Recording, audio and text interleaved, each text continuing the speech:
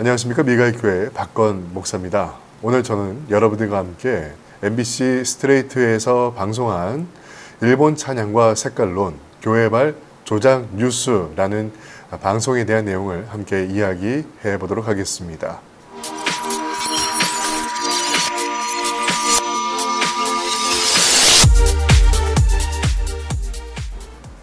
일본에게 제대로 하면 나라가 이 꼴이 안 난다는 것을 강력하게 경고한다.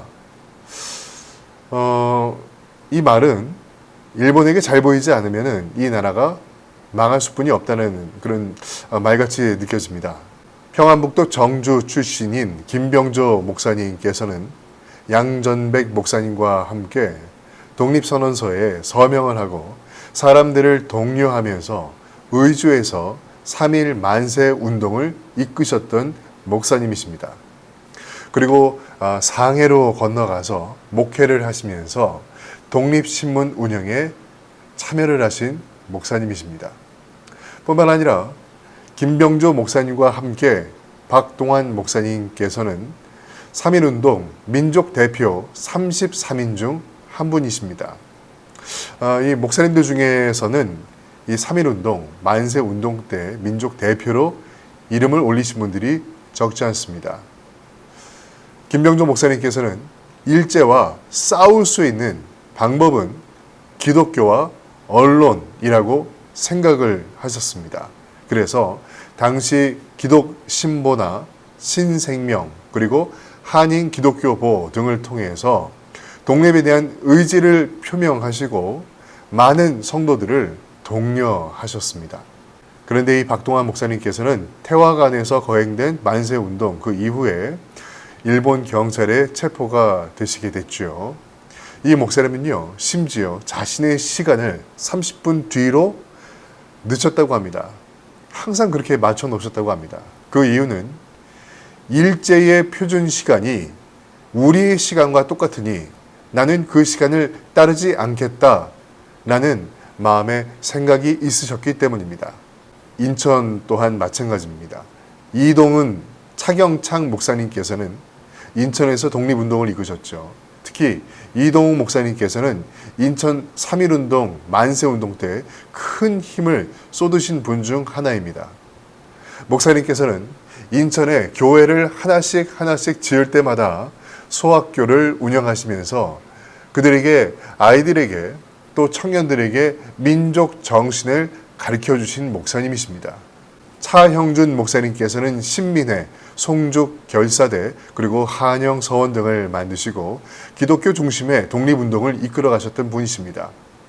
일제 강점기 당시에 강계 지역, 이 강계 지역의 3.1 운동은 차영준 목사님의 교회였던 강계읍 교회의 종소리로부터 시작됐습니다. 경기도 안양에서도 마찬가지입니다. 이창회 목사님께서는 애국 계몽에 굉장히 힘을 쓰셨던 목사님이십니다. 사람들을 모아놓고 예배를 드린 이후에 예배 이후에 애국 계몽과 독립운동의 강한 의지를 사람들에게 성도들에게 가르쳐 주셨던 분이십니다. 우리나라의 독립을 위해 싸우신 여성 목회자도 있습니다. 그 대표적인 예가 김마리아 목사님이십니다. 이분은 대한애국부인회를 이끄시면서 모든 여성들이 나라를 위해 이 나라의 독립을 위해 싸워 이기자는 말씀을 하시고 만세운동 때 수많은 사람들과 함께 그 3.1운동에 동참을 하셨던 분이십니다. 이번에 그 MBC 스트레이트에서 나온 엄마 방송 맞지요? 그곳에 나오는 주옥순 씨와는 정말 대조가 됩니다. 일본에 제대로 해야만 한다. 그래야 나라가 이 꼴이 나지 않는다.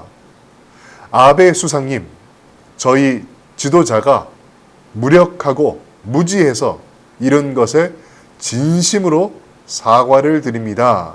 라는 말을 하신 분이십니다. 전 기독교 목사로서 이 말에 동의할 수가 없습니다.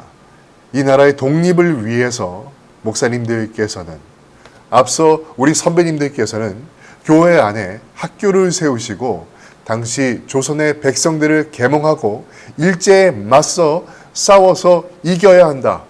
반드시 우리가 독립을 쟁취해야 한다라고 계몽하셨던 분들이 바로 우리네 목사님들이셨습니다. 방송을 보니까요, 손정훈 목사님이란 분이 이런 말을 하시더라고요. 우리가 지금 일본에게 은혜를 원수로 갚고 있다. 이유인즉 근대 경제 발전의 지원의 원인이 일본이다. 라는 소리를 하고 있는데, 글쎄요, 저는 군산을 방문해 본 적이 있습니다. 군산. 일본이 우리나라에 최초로 세관원을 세운 곳이 군산입니다. 그들은 우리나라 땅인 군산에 세관을 세우고 수많은 식량과 물자들을 침탈해 갔습니다. 저는 군산에 가서 그런 상황들이 어떻게 되는지를 자세히 역사 설명가 분을 통해서 들을 수가 있었는데요. 여러분, 옛날 그 군산 세관에 들어가면요, 일본 세관원이요, 입구부터 우리를 이렇게 내려다 볼 수 있는 구조로 설계되어져 있습니다. 그리고 고리대금을 통해서 지금의 한하머니 이런 데 있잖아요. 일본의 그런 고리대금을 통해서 선조들에게 돈을 빌려주고 그 빌미로 땅을 빼앗고 내쫓았어요.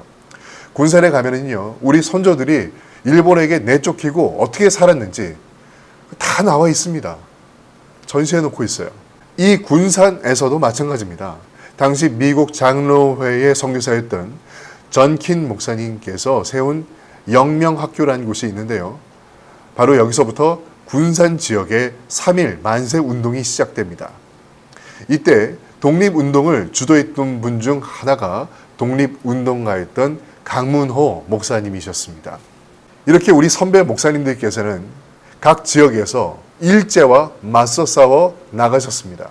이렇게 우리 선배 목사님들께서는 각 지역에서 일제와 맞서 싸워 나가셨습니다. 그런데 이 땅을 짓밟아 놓고 찢어 놓고 이 땅의 아들들을 데리고 강제로 노역을 시키고 강제로 전쟁에 참여시키면서 우리의 아들들을 이용했는데, 그런 모습을 보면서 우리도 2차 세계대전에 참여했으니 이 대한민국도 전범국이다. 이 말은요, 일본 정치인들이나 할 수 있는 이야기죠. 우리는 일본과 함께 동맹국이 아니었습니다. 우리는 식민지 지배 하에서 있던 힘이 없는 연약한 그러한 나라였습니다. 그렇기 때문에 우리나라에 살고 있는 힘없는 여자들이 일본에 강제적으로 끌려가 성노예 생활을 하고 그렇게 힘들게 살았던 것입니다. 그런데 그 나라에 대해서 은혜를 잊지 말아야 한다? 글쎄요, 저는 그것은 이성적인 판단이라고 생각하지 않습니다. 제가 방송을 보니까 서경석 목사는 정권을 교체해서라도 우리가 친일로 가야 안보가 지켜진다라는 말을 했다고 하죠. 우리 선배 목사님들은 목숨을 다해서 이 땅의 독립을 위해 싸우고 만세 운동을 주도했는데, 이 사람들이 등 따시고 배부르다 보니까 신앙인으로서 지켜야 할 이성적인 판단마저 못하고 있는 것이라 전 생각을 하고 있습니다. 그리고 방송의 내용, 그 중간에 보니까요, 교회 댓글 부대에 대한 내용을 다루고 있습니다. 이 영상을 보시는 성도 여러분, 여러분들은요, 하나님의 백성으로서 존중받아야만 하고 존귀한 그러한 분들이십니다. 신앙을 가지고 있는 여러분들은 누구보다 귀한 하나님의 자녀이고 하나님의 백성입니다. 다시 말해, 하나님의 자녀는 하나님을 위해 사는 사람을 의미합니다. 목회자를 위해 사는 사람이 아니라 우리가 섬겨야 할 주인은 하나님이십니다. 하나님의 자녀는 댓글에 참여하고 카톡을 옮기는 사람들이 아닙니다. 하나님의 자녀라는 것은 내 삶의 신앙을 고민하고 하나님의 백성으로서의 삶을 생각하면서 하나님 앞에 서 있는 사람들, 그게 믿음이 있는 사람들입니다. 여기서 말하는 믿음의 뜻은, 히브리적인 믿음의 뜻은 복음의 내용을 담다라는 그런 뜻을 가지고 있습니다. 믿음의 내용을 담아라. 이것은 뭐냐면 내가 말로만 믿는다라고 해봐야 소용이 없어요. 내가 믿는 사람답게 내가 신앙인으로서 지켜야 할 부분이 무엇인가를 이 성경 안에서 고민하고 성경 안에서 말씀하시는 삶을 살기 위해 노력하는 것이지, 그러한 겸손함으로 살아가는 게 기독교인이지 교회의 외적인 일에 동원되는 것은 그건 아니라는 것입니다. 일제치하에서는 수많은 목사님들과 교인들이 대한민국의 독립을 위해서 싸워나갔습니다. 6.25 때는 목사님들과 교인들이 전쟁 고아들을 돌봐가면서 어려운 이 나라를 세워나갔습니다. 그리고 당시의 목사님들은 지금과는 조금 달랐습니다. 부귀와 영화를 누리는 목사님들이 아니었습니다. 50년대, 60년대를 거쳐간 목사님들 같은 경우에는 어렵고 가난한 자들 곁에서 그분들과 함께 살아가고 함께 웃고 함께 울던 분이었습니다. 쉽게 말해서 편지가 오면 편지도 읽어주고요. 왜냐하면 글을 잘 모르니까요. 그리고 답장을 원하면 답장도 써주시고요. 전구가 없으면 갈아주고, 저녁이 되면 교회에서 야학을 열어서 많은 아이들에게 공부를 가르쳐 주셨습니다. 그게 우리였고 그게 우리 기독교의 원래의 모습입니다. 진짜 반공이라는 것이 무엇이겠습니까? 우리나라, 우리 백성, 우리나라에 어려움이 있을 때 싸우는 것입니다. 만약에 이 땅에 전쟁이 일어난다면 당연히 총을 잡고 공산주의와 싸우는 것이 반공이라고 전 생각을 하고 있고요. 그리고 마찬가지로 일본이 우리 한국인들에게 가해를 가한다면 그것이 무엇이든 간에 일본과 싸우는 것이 저는 반공이라고 생각을 합니다. 우리 기독교의 역사를 볼 때도요, 수많은 선배 목사님들이 그렇게 했던 것처럼 저 또한 대한민국의 한 목사로서 당연히 역사 문제로 우리에게 위협을 강하고 있는 일본에게 맞설 것입니다. 물론 경제적인 상황이라는 것은 우리에게 굉장히 중요하다는 것을 알고 있습니다. 굉장히 중요한 부분이 맞습니다. 또 거기에 일본의 비중이 굉장히 크다라는 것도 현실입니다. 무시할 수 없는 것이죠. 사람들은 이렇게 얘기합니다. 그렇게 해가지고 우리나라 경제가 파탄되어지고 어려워지고 힘들게 되면 우리가 얻을 수 있는 게 뭐냐? 라고 질문을 할 수도 있습니다. 저는 그 답에 이렇게 이야기하고 싶습니다. 바로 우리가 얻을 수 있는 것은 자존감입니다. 우리 대한민국이 일본의 식민지 하에 있을 때 수많은 목사님들이 이 망한 이 나라에서 계속 외쳤던 것이 있습니다. 그리고 성도들에게 가르쳤던 부분이 있습니다. 그게 바로 민족적 자존감입니다. 비록 나라가 망하고 또한 비록 이 나라가 일본 치하에 있지만 자존감이 있는 민족은 망하지 않는다고 목사님들께서는 가르쳐 주셨습니다. 바로 그런 부분이 목사님들이 우리에게 가르쳐 주셨던 신앙인으로서의 민족 정신입니다. 그리고 마지막으로 한마디만 더 하겠습니다. 우리 기독교는 MBC 스트레이트에서 보도한 것처럼 정치 목사만 있는 것이 아닙니다. 그리고 방송 후반부를 보면은요, 목사로서 굉장히 듣기 불편한 말들이 있었습니다.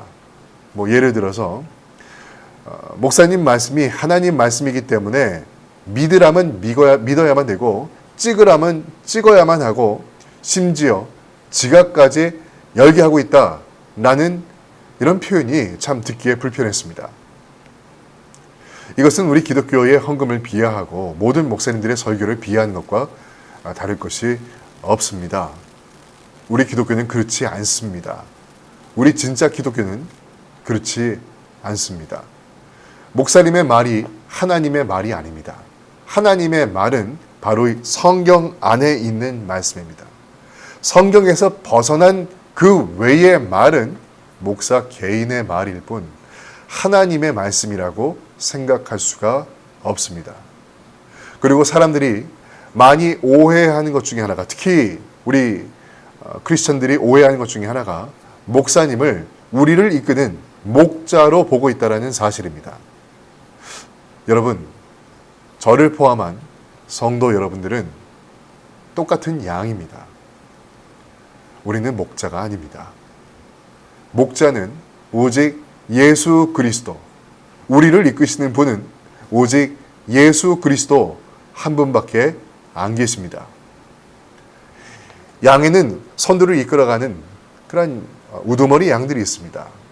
그 양들이 잘못 가면 그 뒤에 있는 모든 양들도 따라가게 되죠. 바로 그때 필요한 것이 목자인 것입니다. 그 목자가 예수님이라는 것이죠. 나는 여러분들이 누구를 섬기고 있는가를 잘 생각해 보셨으면 좋겠습니다. 여러분들이 섬기고 여러분들이 믿고 있는 주체가 목사님인가? 아니면은 하나님인가? 여러분들은 목사님을 주인으로 섬기고 있는가? 아니면 하나님을 주인으로 섬기고 있는가? 이 부분을 깊이 있게 한번 생각해 보시기를 권면을 드립니다. 지금까지 미가의 교회 박건 목사였습니다.